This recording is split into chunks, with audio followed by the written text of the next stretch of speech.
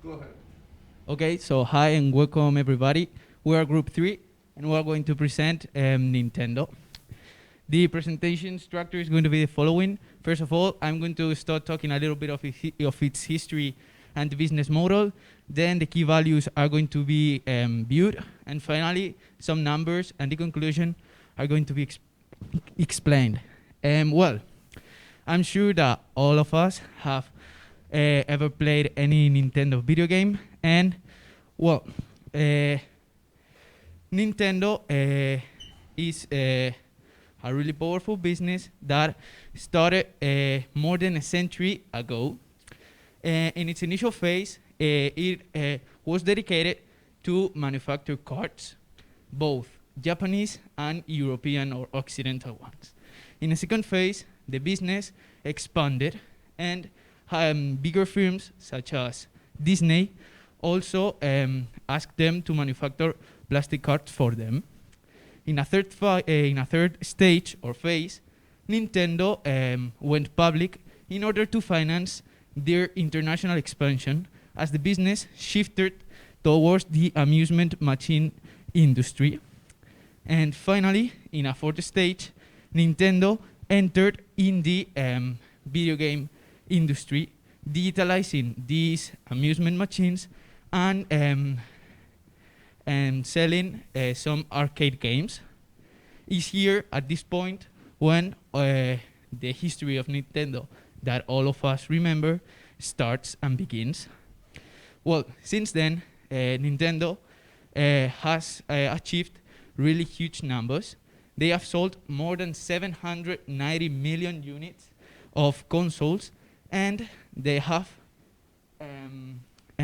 sold more than 5 billion copies of video games. Astonishing numbers. And well, how has Nintendo achieved these numbers? Well, the base and the difference from this business from the whole industry resides on the fact that it is the unique enterprise that integrates the value chain in the business model. And you could ask, well, what is the meaning of integrating this value chain in the business? Well, it is the unique enterprise that develops both the software and the hardware, the video games and the consoles, linking these intellectual properties with the platforms, with the consoles. Therefore, it generates network effects and generates also that Nintendo's video games can only be played on Nintendo's platforms and consoles. Having understood this key idea, let's see now the 4 key values. Okay, I will explain to you what we have concluded as Nintendo's capability to move one step ahead of other companies in the same sector. Our first conclusion is its adaptation to new technology. This may reference to its ability to adapt their products to the constant evolution of the video game industry based on the different technologies.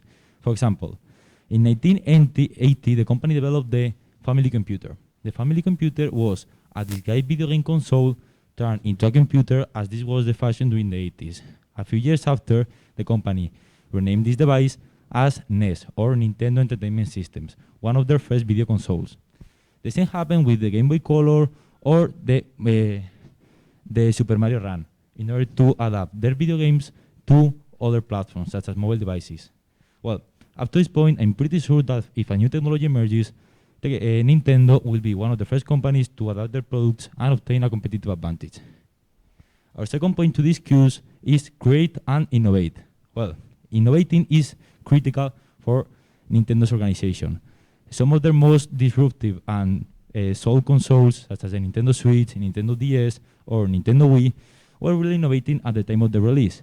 As a result of this, the consumers couldn't wait to get their hands on these products in order to incorporate themselves to the modernization of the video games industry.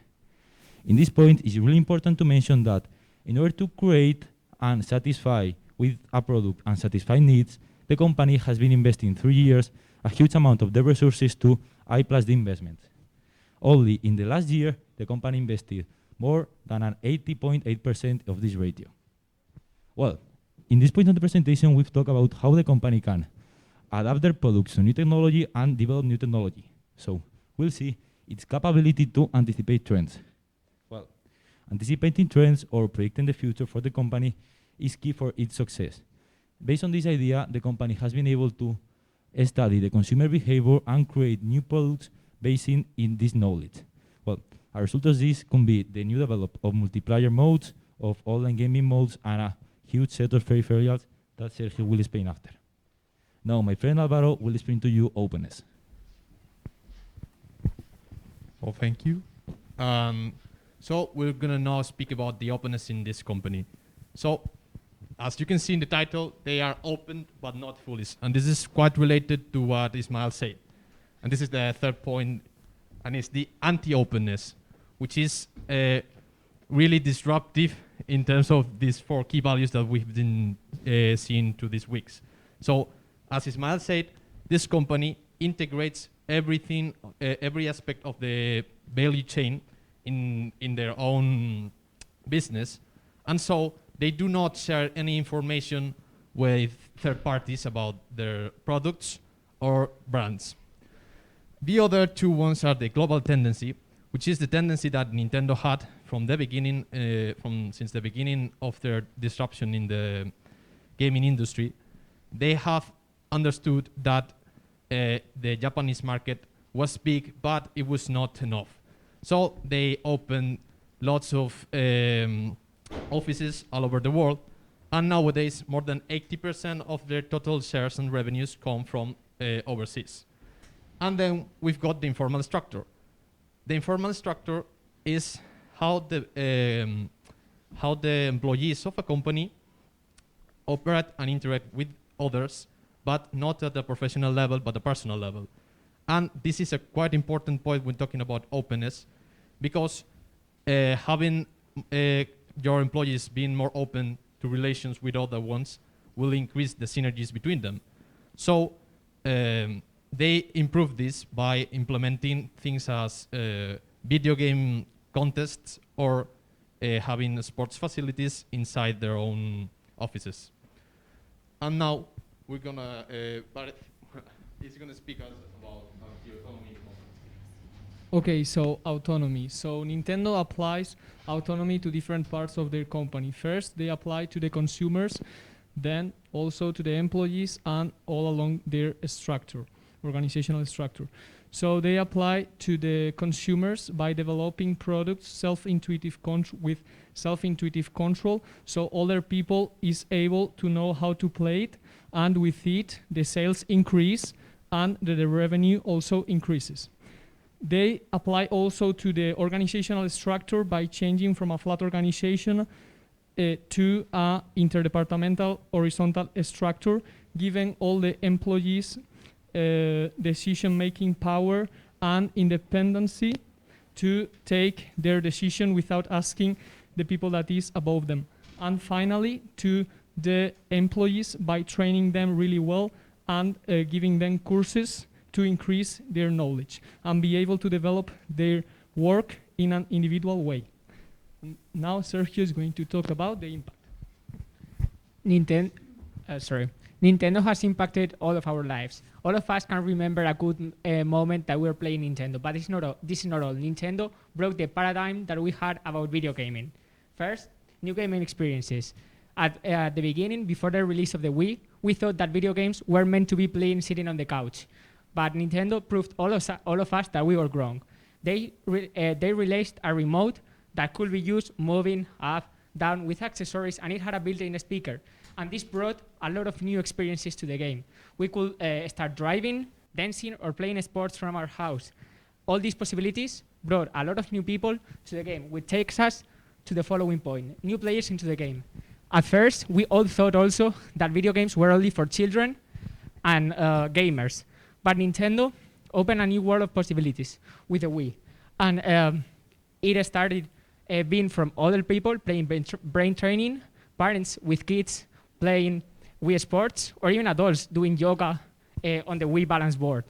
So, at all, Nintendo achieved its mission, putting smiles on the faces of everyone Nintendo touches. Because by making different the industry, they were able to create a new world of possibilities, and then embrace everyone on the game and deliver a lot of new awesome experiences. Okay, numbers in Nintendo don't lie. As we can see in this picture, in 2012, the net income of Nintendo goes down to minus 527 millions. But they keep working, and in 2013, they achieved the mission of having a positive net income, as we can see here, 75 millions of net income. They also have the 3 most sell franchises in all the world of video games, that are Wii, Pokemon, and Mario Bros. And as you can see there, as you can see here, all the different consoles of Nintendo that has been the best ones in the period of time that they were launched. And just to remark that the Nintendo DS was the second most sell console in all the history of the video games.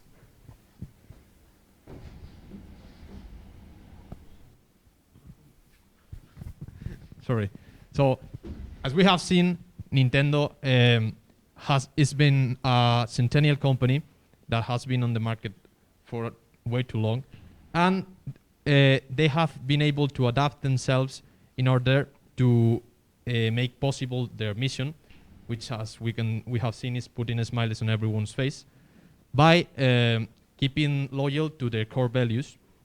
But on their way, they have had to adapt by non-sharing their information and creating an environment to their an environment that is favorable to its own industry. So they have been not just the creators of an industry, but the biggest developers of the gaming industry. Here we've got. Thank you very much. No, thank you. Thank you very much.